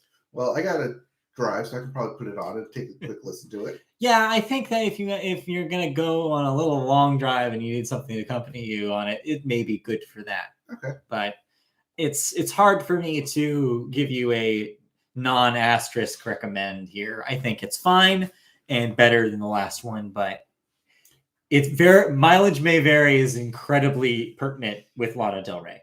I mean, she's very divisive. That's kind of goes hand in hand with Lana Del Rey, though. Yes, that's what I'm saying. Is she is a very divisive person. You either love her or love to hate her, and I'm constantly oscillating between the two. And this record is not making a good case for. Oh no! Okay. Yeah, so that's kind of where I'm at. So all right, it's all right. It's all right. It's all right. It's all right. And that's all I listened to this week, besides when I mentioned about the Parquet Court record. So. Okay. Oh, and the Phoebe Bridgers. Well, that was live. Oh, okay, whatever. That's a record from a year ago. All right. So let's get into some let's move right along then, since there's nothing else for music, and get into some video games. Let's. We start video games with new releases. Yes. Including Guardians of the Galaxy. Your big release this week. Everything. It's the big release this week. I am planning on getting this in the mail for this. Real quick note that we can put here. We're going to put a death to the Deathloop thing. Well, maybe. Yeah, I will eventually play it. I will have something to talk about when I do. It's just that's been pushed back another week. Okay. But you've dropped it. I'm pretty much dropping off of Deathloop. So I've had like 3 or 4 separate chances to actually get back and playing it. And every single time I'm like, no, thank you. I think that's my signal to like, if I have the actual time to play it and I still don't want to play it, that's a problem. That's the problem I'm running into. Fair enough. Like I said, I'll give it a try and hopefully talk about it. If not next week, the week after that, once this chaos of chaotic October ends, I will hopefully have more time. So. Yes. K-October. K-October. That's what I should call it. All right. We also have coming out Iron Harvest, Complete Edition. Dang. For the PS5 and Xbox Series X. Cool. The upgrades. Yes. The upgrades. HD Complete Editions. Or I guess it's 4K HD, now. 4K now, yeah. HD, what are you, 2010? There's also NASCAR 21, Ignition? Yeah, Ignition. Well, you can't sing Ignition anymore. No, that's the remix to Ignition. Yes. No, yes, that's the subtitle to the NASCAR 21 game. Yes. Have you ever played one of these? I've played the NASCAR Heat versions. Oh, the arcadey ones. Yes. You don't want the sim? No, not the sim. This one's for the PS4, Xbox One, and PC. You should try it out. I'd be curious to see your take on a simmy NASCAR game. Maybe. You got gameplay. Yeah. Same. All right. We also have Neptunia X. Cross, probably. It's Cross. Senran. Senran Kagura. Yeah. Ninja Wars for the PS4. Yeah. I guess that's a crossover of the Neptunia series and the Senran Kagura series. Yes. That's how you get the Ninja Wars part. How you get that. You also get Super Robot Wars 30. Yes. For the PC. This is an important, believe it or not, this is an important release this week, and I'll tell you why. The Super Robot Wars has been, as the name implies, series has been going on for 30 years in Japan. It's never been localized before now. Until now. Yes. It is a crossover series, just like the crossover we just talked about, with a bunch of robot/mecha anime series, which is why it hasn't been localized, because licensing is a nightmare. Yes. Because in Japan, a lot of these are owned by the same companies. Here, different companies own the streaming and distribution rights for all these different mecha animes. So you can't have the Robotech robots with the Gundams in the same game because it would be a licensing nightmare to clear. So it's a big deal for people who have always wanted to play these games localized in English, that this is finally coming out. They did the work. It's finally a way you can play with all your robots in one game. Oh, we'll talk about a way to play with all your toys in one box later. Yes, we will. We also have Age of Empires 4 for the PC. Yes, also available on PC Game Pass. Yep. Fatal Frame, Maiden of Black Water for everything. Also your big release. Spooky October game if you want to take pictures of some ghosts. Yep. Raiders Republic. Riders Republic. Raiders. Not to be related to the Raiders Republic, which is, John Gruden's gone through that. Yes. Riders Republic for the PS4, PS5, Xbox One, Xbox Series X, and PC. Everything. Sorry, Switch owners. Everything except for Switch. Yep. And lastly, Voice of Cards, The Isle Dragon Roars. This is that Yoko Taro card game. Yes. We talked about the Nintendo Direct. For the PS4, Switch, and PC. Yeah, neat. So something for everybody this week. A little bit of something for everybody. All right.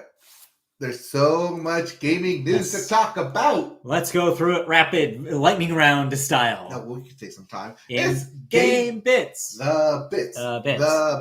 The bits. Overwatch character McCree being renamed Cole Cassidy after namesake's involvement in harassment probe McCree. He was named after Jesse McCree, which was one of the lead developers that has recently been ousted from the studio. Yes. And so, it made sense to rename him. They put up a weird-ass in-universe sort of social media post that established his name change, and yeah, it's fine. They Whatever. call him Mac Creedy. No one calls him that. No. I'd say it's the easy way to say, we're just like push your name here to McCree. But no. It makes more sense just to be like, all right, start new. He's a new guy. Yep. Cole Cassidy. Yep. No relation. Or just Cassidy, I believe, is what he's been called in the game. So there you go. Speaking of, Activision Blizzard claims they fired 20 employees following a harassment probe. Should say at least 20. We're not 20. Sure about, but this is at least this is basically Activision Blizzard saying, "Hey, look, we're doing something. We did the thing. Yeah, here's 20 employees. We can name. Look at this." So yeah, it's something. It's another one of the it's something.jpg. Yep. Going into an actual video game company though. Yes. PlayStation, their state of play, focusing solely on third-party games, will take place next Wednesday, October 27th. So it means next week's show we'll have all the news that comes out of the state of play, as long as it's newsworthy. Who knows what this is going to be? Yeah, this is also third-party games, so expect nothing from the PlayStation Studio. We already got that done. They're done with that, so this allows new announcements regarding third-party releases for the end of the year. So this is going to be your holiday. This is going to be your holiday slate. Yep. This is why you should buy the PS5 if you don't already have it for the holiday season. If you can. If you can. If you somehow not just afford it, but find a way to put it in your cart. Yeah. We also have Advance Wars 1 and 2. Yes. Reboot Camp. Oh, well, that one's been delayed till 2022. Yeah, this was supposed to be one of the big Nintendo releases for Q4 of this year. Will not make it. They said in a rare Nintendo delay announcement that said that there needs to be some fine-tuning done before the game is ready for release. So, sorry, Switch owners that were looking forward to the Advance Wars reboots. Sorry. And depending on one, how old you are, and two, how interested you are, there's a new GTA trilogy edition. Talked about the trilogy, I believe. We've talked about it on the show. Yeah, we've mentioned it's a re-release, remaster of the original 3 games, but they're doing it interesting. They're doing an interesting thing with it this time upon its release. Yep, they're doing editions of GTA San Andreas and GTA 3 are coming to Game Pass and PS Now, respectively. Yes, they're splitting it. When GTA Trilogy launches on November 11th of this year, San Andreas will be on Game Pass exclusively. Just San Andreas. Mm-hmm. No, if you buy Trilogy, you get all 3 games. Yes. But if you have Game Pass, you will get access to, as part of your subscription, San Andreas. Just San Andreas. If you have PS Now, you'll get access to the Trilogy version of just GTA 3. Right. Or you can buy the Trilogy edition, which gets you GTA 3, San Andreas, and was it Miami? Vice City. Vice City. So yeah. That's what I was saying, Miami Vice. I know that's not right. So this is an interesting way of doing it. It means that people who do not want to pony up all $60 for the one that has everything, 30-year-old, 20-year-old game, have options with the subscription services they may already be subscribed to. And no, this does not mean that, I saw the joke on Twitter this morning was, this does not mean that Switch is going to get Vice City exclusively. It's like one each. No. No, I bet you probably actually see that on the Epic Games Store. Yeah. No, I'm kidding. That's probably not going to happen either. But still, an interesting distribution method for these remasters. So, yeah. Or, you could not give into the GTA lore and wait for them to actually make GTA 6. Well, you keep waiting is what I have to say to that. Oh, yeah, because if we stop giving them money, they have to do it, right? No. Turns out, no. Turns out, no. Someone will always give Someone will always give the money for the shark card on GTA Online. Yep. So. All right. Speaking of stuff that's online, the new Xbox Series X update will include 4K dashboard. Yay! And a night mode. So yeah, if you want to have a dark mode on your Xbox Series X, it's too bright for you. Yep. That will be an option. Also, I thought the dashboard was already in 4K, so this was a surprise to me. Yeah. Okay.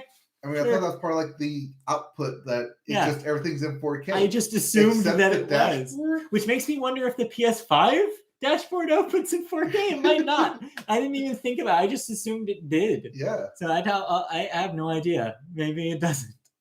Yeah, maybe.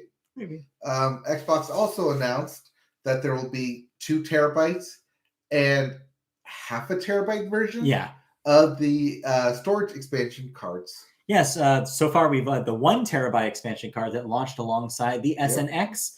This will add 2 more options for you. I believe the price tag for the 2 terabyte is about $330, and the 512 is about $140. Could you just get a new Xbox by that point? That is the argument a lot of people make, but the thing is, it's a convenience thing. They literally just plug into the back of either of the systems, and it automatically combines it into one storage space. So it's not like you're moving things from the 2 things. It basically treats it as just a much bigger drive. Much, much easier, you could argue, than putting an SSD, a second SSD, or a second SSD in your PS5. Yep. It's a lot easier, and so that's why the price tag, I think that's the argument for why the price tag is high, is because it's the convenience. You're paying, also proprietary, where you can't use anything but that. It's the only option. Seagate makes them exclusively for Xbox. Yep. It is what it is, but honestly, putting 2 more terabytes triples your size, and so it's a good deal for those power users that just never want to delete anything. Oh, why don't you want to delete it? Or people who play Call of Duty. That's probably what it is. Or Rock Band. Yes. And by the way, I know I joked about it. Half a terabyte is still 512 gigabytes. 12 gigs, yes. So that still gets you to 3 Call of Duty games. Anyways, a couple of more Sony bits news. Yes. Uncharted, the game was announced as a package deal, Legacy Collection, but also the movie. Yes. Uncharted, starring Tom Holland. Yes. And Mark Wahlberg. Got his first trailer this week. Yeah. Did you watch this? I did. What'd you think about the trailer? Hey. That's from the 3rd game. Yeah, it was that's from the 1st game. Uncharted. Hey, it looks like Uncharted. So at least seems like they're doing pretty good work about like referencing the things that people remember about those games. Yeah. Also, it seems like they're going to be doing a play on the 1st game, which is about the Nathan Drake treasure, or not the Nathan Drake's Fortune. Yeah, Drake's Fortune. Which is the subtitle of the 1st game. Yeah. Well, it's not Nathan Drake's treasure. No, it's Uncharted: Drake's Fortune. Yeah. But they're trying to find Captain Drake's fortune. Right. Yes. It's You know what? I'll see this. I'll go and see this. I know a lot about. It reminds me a lot of Tomb Raider, which I like. Sure. Yeah. Now I just want to cross over between them. They go on a treasure hunting adventure between the two. Since that game will never happen, like maybe they'll make a movie, right? Yeah. So it's just a teaser. Yeah. Of just akimbo weapons being drawn. Why not? Also, in quick news, God of War 2018 confirmed for the PC. Yes. In January of 2022. It already been rumored. We knew that Sony had been hiring a bunch of studios to help with PC ports. It all fell into place and made sense that they were finally going to announce this. This means comes Valentine's Day 2022. Yes. You can mod out God of War as Goku being Kratos and Baby Grogu as the child. You could do that. I don't know why you'd want to. The important thing to note here is that it'll have an uncapped frame rate on PC, and it will run in 4K. So if you ever want to see God of War looking the best it ever can, the PC version is where it's at. Yep. And as I said, all the mods coming. Yes. Coming soon, including most likely a Keyblade mod. Make boy, make boy wield whatever you want boy to wield. Make boy My Little Pony. Yeah, why not? If you want.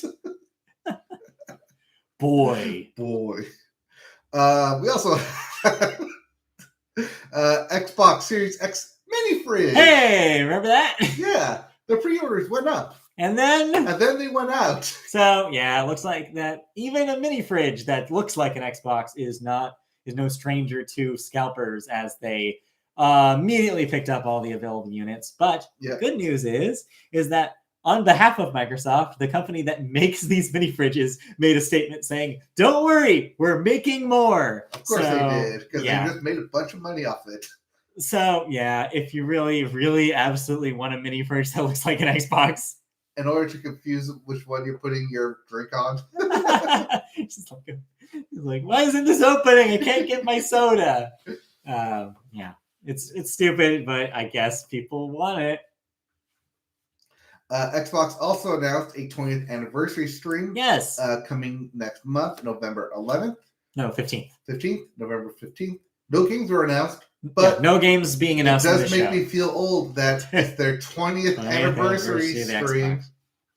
So it's not really clear what they're going to do here. If there's no game announcements, then that means that it's probably just going to be like a retrospective and celebration about the Xbox. Maybe have some developers talk about it. Maybe, a little bit of like... You just get budget to say, this is what we did first. Yeah. And then we were able to do this with the next console. Now we were able to do this with the current gen. I might check this out. It seems like a cool way of celebrating 20 years of Xbox as a brand. Mm-hmm. Yep. Speaking of big brands, Steam announced plans for a rating system to determine what will work on Steam Deck. Yeah, so it looks like a series of symbols will be affixed to games. Well, one, Steam is literally, Valve has said they're going to go through every game on Steam to make this happen, which is a big undertaking. Yes. And two, they're going to affix symbols to each of the listings that will describe how it will run on a Steam Deck, whether absolutely approved, you're good to go. Hey, maybe we're working out some kinks, or who hell knows? Question mark. Play at your own risk. Yeah, at your own risk. So yeah, it'll be a good kind of easy guide to people who buy a Steam Deck and will want to know if they can play their favorite game on it. Yep. Or, don't buy a Steam Deck. Or save money. I don't know. It's up to you. It seemed like a real cool piece of tech if you are in the market for it. But you can't get one right now because I think they sold out. So eventually you'll be able to buy it. Eventually. Also eventually, you'll be able to play Elden Ring because that's been delayed to February. Yeah, that's just a 1 month delay. It was originally slated for January. So all those Souls heads out there, just hold on for 1 more month. Yep. You'll be fine. Or you can sing it, hold on for 1 more month. Exactly. And lastly, depending on what side you're on, a bit of good news. Yeah. As the Switch's 33-month reign as the best-selling U.S. console officially comes to an end. Yes. And, move out of the way, in comes the PS5. Yeah, this is... So, I feel like this is a weird story for some people because people are like, wait a minute, you can't even go to a store and buy it, and yet it's sold better than the Switch this month? Well, the thing is that if it sells out immediately when that means it's still selling. It's still selling. They literally cannot make them fast enough for the demand, is what's basically the case here. Yep. And so, it's not super surprising. To be fair, it would have beaten it earlier. Yeah, if they had had the way to do it. But the manufacturing just takes so long on these things that the pipeline just isn't full of them. So yeah, congratulations to Sony. PS5 seems to be selling really well for something that nobody can buy. Especially during a pandemic when everyone was trying to buy it. Yeah. So yeah. That being said, this does not account for the recently released Switch OLED model, which may kick it into high gear again. And may add to Switch and not consider itself a separate. Yeah. So don't be surprised if Switch comes back next month with the #1 spot. Yeah, okay. That's all the bits. That's all the bits. That's all the bits. All the bits. All right. Now that we're done with the bits, did you play it? You got some thoughts? Yeah, I just want a real quick wrap up Metroid Dread after last week. I went back, got that last item, beat the final boss again, so that way I got the 100% rewards, which is just a bunch of pictures in the gallery. And I unlocked hard mode when I beat it the first time.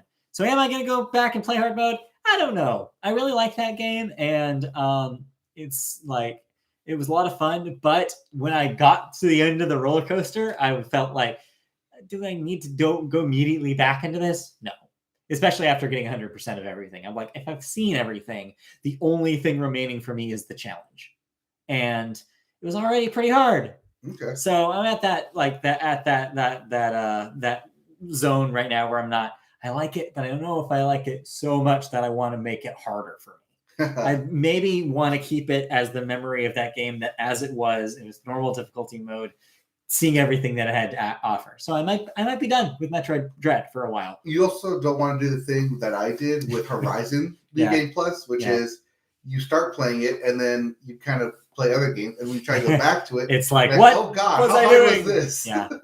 So, but I mean, it says all. I think the fact that I 100%, me, not you, 100%ed this game goes to show you how good this game is. Yes. So, yes, as I said last week, it's a no-brainer. If you have a Switch, please try out Metroid Dread. It is my favorite game of the year, hands down, bar none. It's just one of the best gaming experiences I've had in a very, very long time. So, while you were able to 100% a game that came out last month, you played a game that also has Samus in it. I also played a game that has Samus in it and was able to 100% the roster. Woo! After 3 long years. But I really played for like a week or 2. Right, yeah. You didn't actually play throughout those 3 years. So yes, you said on this podcast after the Sora for Kingdom Hearts announcement that you were going to get into Kingdom Hearts. Oh my God. For Super Smash Brothers. Sora for Super Smash Brothers. Yes. Jesus Christ. You said you were going to get into Super Smash Brothers Ultimate. Yep. And now that it's finally here, the roster is filled out. All 82 characters have finally been revealed. I can talk all about it now. All right. What's your experience with Smash Ultimate then? So I've been playing the basic story modes for everybody because that's how you unlock everyone. Yeah. It's fun. You start with the original 8 characters, and then each time you finish a storyline or finish all the battles, you unlock a new one. And it's fun to see the progression through it. And as we said on here, it definitely feels like an ultimate game, like a completion game. I don't see how they can add more to this or like improve upon it, because it is kind of like a finality. It is everything that Super Smash Brothers has been and kind of everything that it will be. With the announcement of Sora, I did see why people are saying, oh no, another sword character. Because as I was playing through it, I was like, oh, another sword character. Oh, another sword character. And then it's like, by the time I got to Sora, I was like, oh yeah, another sword character. Fire Emblem as a franchise represents so many Super Smash Brothers characters, and they're all sword characters. As well as Xenoblade and Link. Like there's like 3 different Links in there. Yeah. Yep. So yeah, I get the sentiment of, oh no, another sword character, but it does feel different though, because he's not solely limited to the sword. Yeah, because there's magic and flight and sword attacks. Sure, yeah, sword stuff, sword play. I feel like it had Sora not been able to get Sora, that Sephiroth would have been the original end character. Sephiroth is in the game already. No, he was DLC. Oh, that's what I mean. Sorry. Yeah, I feel like Sephiroth would have been the end character and not Kazuma, because during Sephiroth's run, it was nothing but the final boss, like what you would think of the final bosses during the normal run. It was nothing but a boss run battle. Yeah. Through everyone. I was like, that's how you should end the game. Everyone, you just do a boss run of the final character. Yeah. So I feel like, plus combined with the movie that they did for it, it definitely felt like a final character. However, you also don't want to do back-to-back Final Fantasy worlds, even if Kingdom Hearts is skewed to Final Fantasy adjacent. And side note, Mims from ARMS is definitely the one standout. If it's the oddball. Min? Yeah, Min. Yeah. Definitely the standout in being the odd one shoot in here. I mean, there's a lot of odd characters in this roster, but she's definitely I mean, yeah, you can try and point to Banjo-Kazooie, but then you're like, oh, that's just Duck Hunt, though. Which is also a duck. It's pretty different. That is the one DLC character I actually bought was Banjo-Kazooie. Because I have nostalgia for that series. Right. And yeah, I like how Banjo plays. Hey, as somebody who didn't necessarily have a lot of time with Super Smash Brothers as a franchise before this, how do you like it, like compared to like other fighting games, other party games?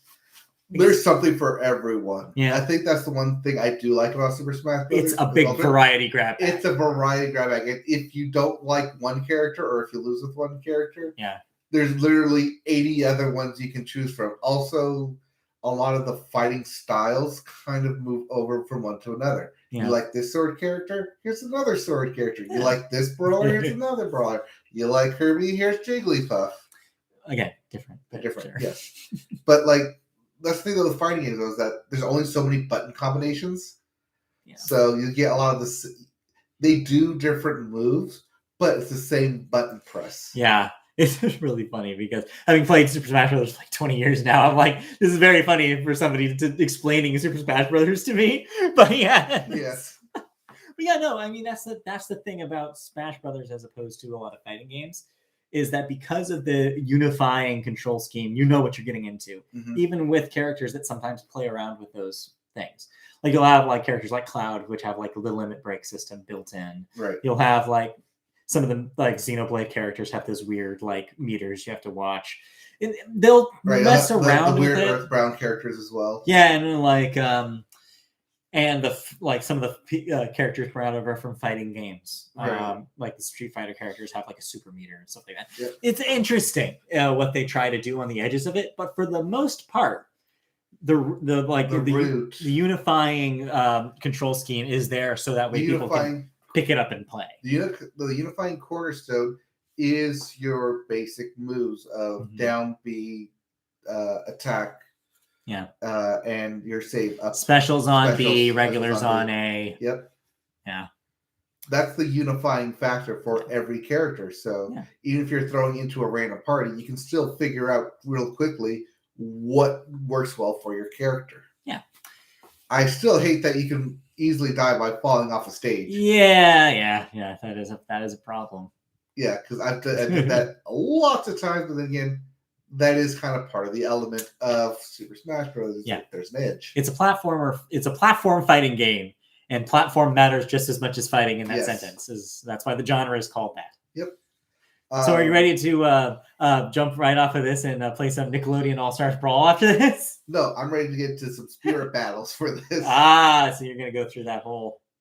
Possibly. Yeah, that thing. I don't know. I ran into a lot of hard walls in that mode, and it's... the spirit thing. I'm running in. Well, it was way hard. It was so hard. I'm just now realizing that it's a level up system. It is and it isn't. Yeah. It is kind of, but it doesn't actually change. Your skill is still the pertinent thing because you're only like occasionally getting like spirits that help you with your stats. It's so much based on skill that if you're just bad at Super Smash Brothers, you're going to run into a lot of hard walls. And that's what happened to me. That's a lot of walls. Yeah. And especially because that's also a way you can unlock characters. Yep. So if that was the way you're doing it, which is what I was doing, I had a lot of trouble with it. Oh, so yeah. But yeah, Smash Brothers Ultimate, the final roster fill out. Yeah. It's done. It's done. Licensing be darned for any future. Yeah, jeez. I don't know how they pull it off. Yeah. There's so many different things. Like the fact that somebody put a screenshot on Twitter that was like Sora, Solid Snake, Sephiroth, Cloud, like battle with all of them in it. Yeah. And it was like, no, not even Banjo. It was like specifically people from like PlayStation associated franchises. Like, wow, I can't believe they brought back PlayStation All-Stars Battle Royale. I can play all these PlayStation characters. You can pretend pretend you're playing a next-gen sequel to PlayStation All-Stars if you really want to in this Nintendo game. You can do that. Yeah, it's pretty good. But yeah, Sora's got a lot of different costumes for a lot of different forms as well. He's fun to play with, especially being a fan of the character. I mean, he's a fan of a lot of people. A lot of people are a fan of his. Yeah. I mean, he might be a fan of a lot of people. Who knows? Yes. I mean, he has to be because he's connected to our hearts. Oh, that's so cute. How's the stage? Fun. I like the randomness of the different Dive into the Heart stage. Yeah. And the music's good? Oh, yeah. Like classic Kingdom Hearts? Yep, it's the only one I play with now. I'm sure. Screw all the other musics. I believe one of the cool things about Ultimate is that you can go in and actually change which song plays at the stage, so you can have the one song you want play all the time, which, of course, everybody knows is simple and clean. It's the only one you want. Except it has to be the jazz version. Oh, is the original not on there? Yeah, it's trying to cover not on there. Yeah. What? They didn't do the one thing? Okay. Well, now I'm disappointed. I thought that song was for sure going to be in it. No. But the ballad music's in there. Okay. Well, there's that. Yeah. Anyway. Well, I'm glad you're enjoying it. I'm glad you're having fun with Super Smash Bros. Ultimate. Yes, it does suck that you need to pay $60 on top of the already $60 to unlock everybody. That does suck. But good thing that you didn't have to pay the $60 to buy it. Yes. Good thing. Good thing. Yeah. So. Cut that price in half. Cut that price in half. Well, we'll have to play some when we have a chance. I haven't played it in a long time, but we will have to jump into some multiplayer on that. I'd love to play it next Sunday, but I'm not sure how other people would feel about it. Well, maybe if we have enough people. I'm just going to set up a second TV for it. since I don't need an internet connection for it. Like Smash in the garage. Yeah. Like pretend it's $19.99. That's pretty much all you need, though. Because you don't need an internet connection for it. No, just 4 people. More than 4 people, technically. Yeah. You just... Remember I set that up? We'll see. We'll see what we do. Anyway. Smash in the garage. Like 1995. Bring my Pro Controller. Yep. All right. Anyways, yeah. Smash is fun. Yeah, it's fun. I do think, as you mentioned before, this is going to be a timeless game. They should just port this to whatever new system, assuming they keep all licensing for it. That's going to be the tricky thing, I think, is they probably only made this deal for Switch. And I would be surprised if they bring it over to new platforms. I know a lot of people are saying like, oh, that's why it's called Ultimate. Guys, I think you overestimate what Nintendo does. Right. Nintendo is a company, like we talked about with Animal Crossing last week. It's a one and done. And I think if this is the last Super Smash Bros. Game, you're going to have to keep your Switch. That's my prediction. I might be wrong. That is what I think. Well, for the next 5 years, I don't see myself getting rid of the Switch. No, it's going to stick around. Yep. All right. You play anything else? Nothing of relevance here. Yeah, I mean, World Flipper. We've both been playing that. Yep. I got WarioWare's new game. So playing that. You got that? Yeah. You'll have to tell me how that is. I might GameFly it if there's nothing else coming out that I want to play. I got that because I wanted to play with the doctor. Yeah, since I've been hogging up Super Smash on it. Right. Maybe I don't. And she said that she liked WarioWare. For the Wii. Yeah. Smooth Moves. Yeah. I haven't played a lot of Smooth Moves. Yeah, I haven't played this new one. This one. Yeah, it seems cool. And then I'm going to try and get Guardians of the Galaxy. Yeah. On Tuesday if I can. Cool. Maybe we'll have some more hands-on with Jackbox, because I feel like a Jackbox is another thing we should do on Sunday. Yeah. That might be fun. Yep. So we'll maybe talk about all that stuff next time. Yep. All that and more next week. Hey, look at that. Hey, look at that. Under 2. Thank you for joining us this week. That will wrap it up, I should say, for video games, and wrap it up for the show this week. Thank you for listening to the Media Boat Podcast, listening/watching if you are on the YouTube channel. If you want to join us on YouTube, where we live stream on Saturday mornings, you can, if you go to youtube.com, search Media Boat Podcast and find our channel. Like, subscribe, click the bell for notifications, etc. You can also hear us in podcast form on podcast services of your choice, including Apple Podcasts, Google Play, Amazon, iHeartRadio, Spotify, wherever you get podcasts. You can download us by searching Media Boat Podcast every week. You can also find us on social media channels. On Twitter, we're at Media Boatcast. Facebook, our page is Media Boat Podcast. Just search that. And you can find us on the web, MediaBoatPodcast.com, for updates about every episode that we do. You can finally, if you have any questions, comments, anything you want to say to us about the show, you can email us directly at mediaboatpodcast@gmail.com. That's it for this week. Thank you for joining us. We'll be back to talk about all sorts of things, maybe some Deathloop, maybe some more Dune if I get around to watching it, all the video games we just talked about, and more. So look forward to next week. Yep, we'll be back next week. Some more video game news, music, thoughts, yes, and everything. All right, see you then. Okay, bye. Bye-bye. Hey, live stream! That's just a live stream complete. With 0 viewers the whole time. Hey, thanks for joining us. Thank you. Bye. Oh, we didn't even have one. What was Christina doing?